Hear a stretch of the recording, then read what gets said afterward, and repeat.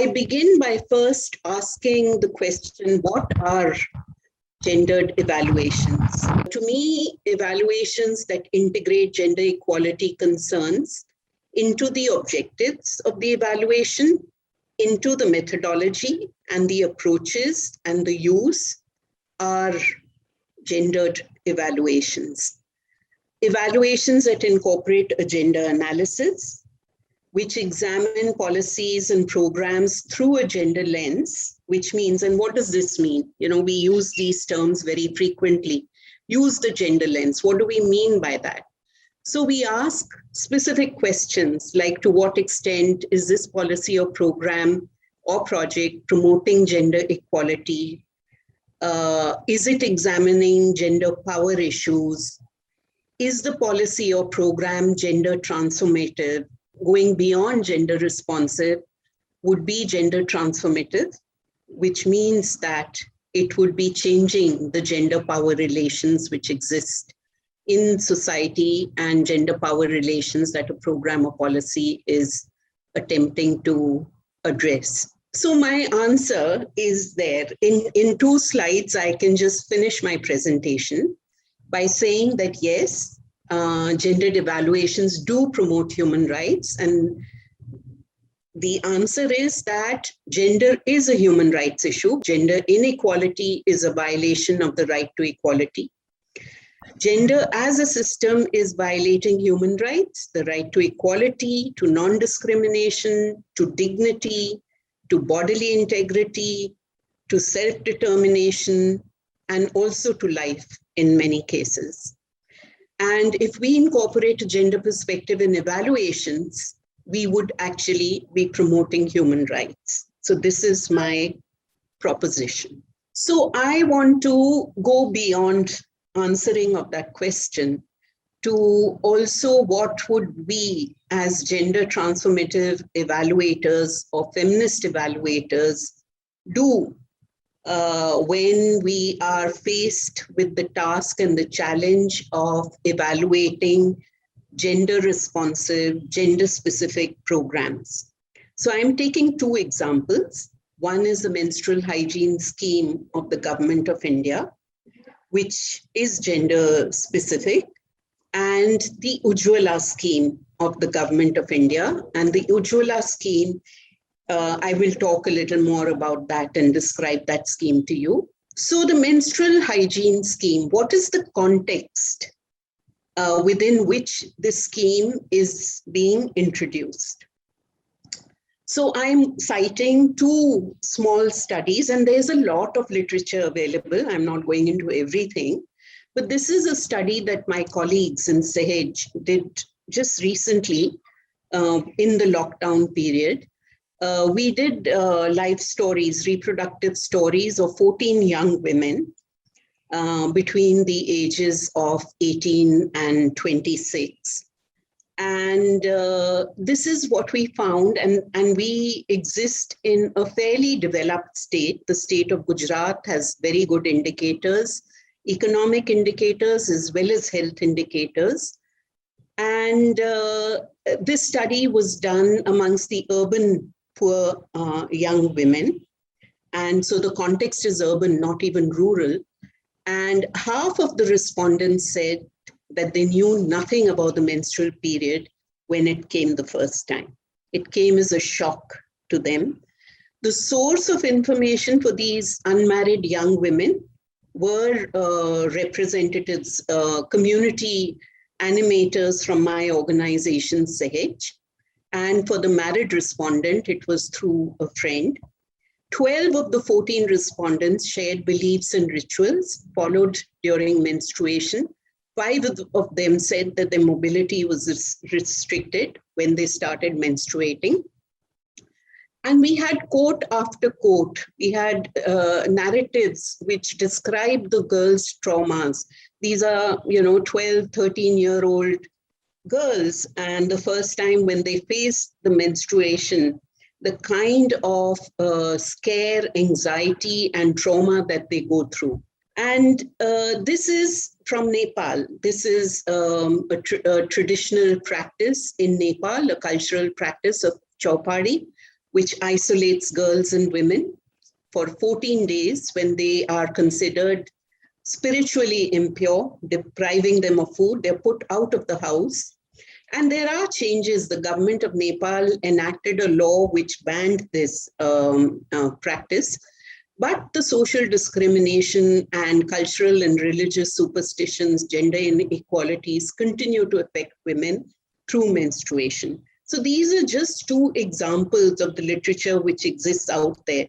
Many of us who are in this room together today will know very closely the kind of life changes, restrictions that young women and older women face during their menstruation. So this is the context in which the menstrual hygiene scheme was first introduced in India. In 2011, it was a pilot scheme, and in 2014, it was then upscaled.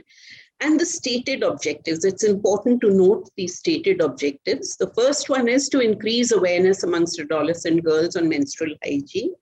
Second is to provide high quality sanitary napkins. And the third one is to ensure safe disposal of sanitary napkins in an environmentally friendly manner. But in effect, when you see what's happening on the ground, the scheme is reduced to making subsidized sanitary napkins available through the Jan Aushadhi shops. Jan Aushadhi shops are people's medicine shops where generic medicines, good quality, low-cost medicines and supplies, medical supplies are made available.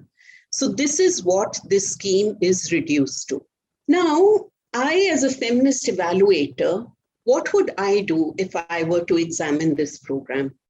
My analysis would be that it addresses gender-specific needs. It's an important scheme. It is fulfilling certain aspects of women's right to health, accessible, affordable sanitary protection during menstruation is a big thing, and that is happening. It is beginning to reduce the silence around women's bodies and menstruation, the taboos and the stigma around women's bodies. But there are other questions that I would be asking. What is this program doing to address information needs of girls before the onset of menstruation? Is it doing anything at all so that the trauma that I was speaking about is prevented or is decreased or is lessened? What about rights to dignity, freedom from stigma, non-discrimination? Is this scheme also talking about and debunking the notions of pollution and purity, which lead to the discriminatory practices around menstruation? How are girls and women engaged in designing, implementing, and monitoring the scheme? And what about men's and boys' involvement? Does the scheme promote this explicitly? If it is to be gender transformative, is this aspect looked at? These are just a few questions. There would be many more as a feminist evaluator that I would be asking. Let's move on and look at the next scheme. The next scheme is of the Ujjwala. And what is Ujjwala? Ujjwala, the Prime Minister's Ujjwala scheme, was launched in 2016 to distribute free gas cylinders to below poverty line women. Now look at this picture. Look at these photos. What this scheme is doing is actually perpetuating and reinforcing the existing sexual division of labor. Now this is a very interesting little film.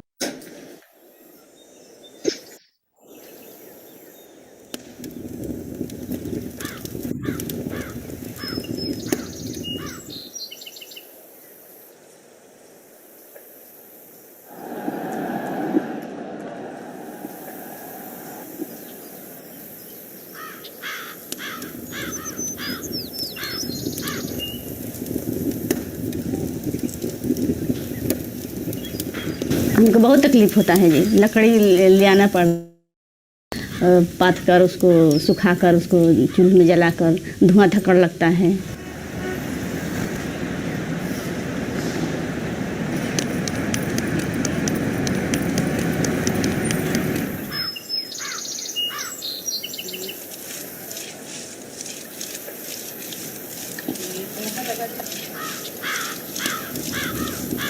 न पैसा कहाँ पाएंगे कि हम हर महीना भराएंगे। 520 रुपया उस समय हम लोग को दिए हैं, तो 500 से 800 रुपया, 800 रुपया, 1000 रुपया, 1000 रुपये से 770 रुपये लग रहे हैं।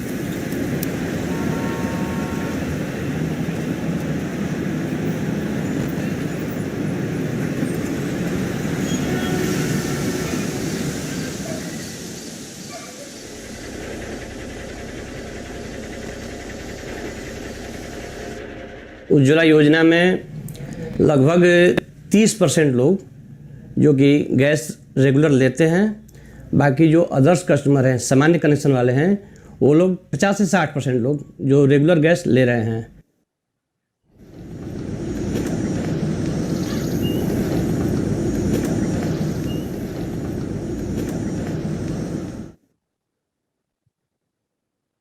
So we see actually what is happening, subsidized gas cylinders for below poverty line women, not looking at the intra-household distribution of resources, economic resources.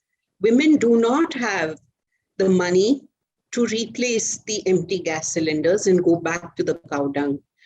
If you look at this picture, this is about one state in India, Orissa, and the 2020 figures are saying that 61.4% increase in LPG penetration in Orissa. But look at this. This is a newspaper picture and an article of 2021, July, which is showing the gas cylinder lying in the corner of the house and the stove lying on top. So this is repeating that same story. And I will tell you the similar research that we did in Gujarat, we did in Orissa. And I will tell you some of the unintended consequences of this scheme.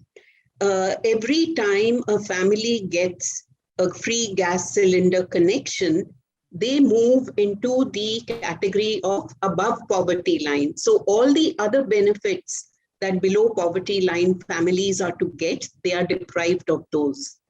And families are actually renting out their gas connections to earn some income. This is what came out in our little study. So once again, as a feminist evaluator, how would I look at the Ujjwala scheme? The scheme, as I said, is perpetuating gender division of labor. It is addressing practical gender needs. So there is great potential for reducing drudgery of women. Some other questions that I would be asking is, to what extent has a scheme achieved the stated objectives of reducing women's drudgery? And we saw and there are numerous, I've just shown you two little vignettes of where the drudgery has not actually reduced. Women have gone back to their drudgery.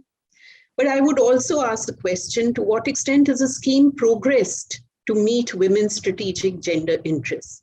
So if they are not stopping the whole chore of bringing back firewood from the forest or making the cow dung cakes, and if they have time available, is it then going into productive activities, and is their status increasing?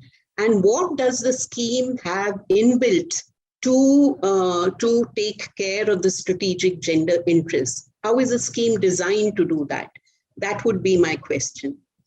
So in addition to the effect on women's condition, has the scheme impacted on their position? Has the scheme had any effects on changing sexual division of labor? Has the scheme had any unintended consequences? And I just spoke to you about two unintended consequences. So human rights and feminist evaluations, I believe, have a common set of values and principles. Equality, non-discrimination, dignity, bodily integrity, all of these, self-determination, compassion, interdependence, these are common sets of values and principles. Additionally, feminist principles of participation, of reflexivity, of learning, of collaboration, sharing of power, collective leadership are additional feminist principles. And so let me go to my last slide, where I am asserting that all human rights-based evaluations are not necessarily feminist evaluations. However, feminist or gender transformative evaluations do promote human rights. Feminist evaluators would examine how policies and programs address practical gender needs and how can these be explicitly designed to progress to address strategic gender interests. And feminist evaluators, I believe, would also ensure participation and voice of those being evaluated at all stages of the evaluation process. Thank you.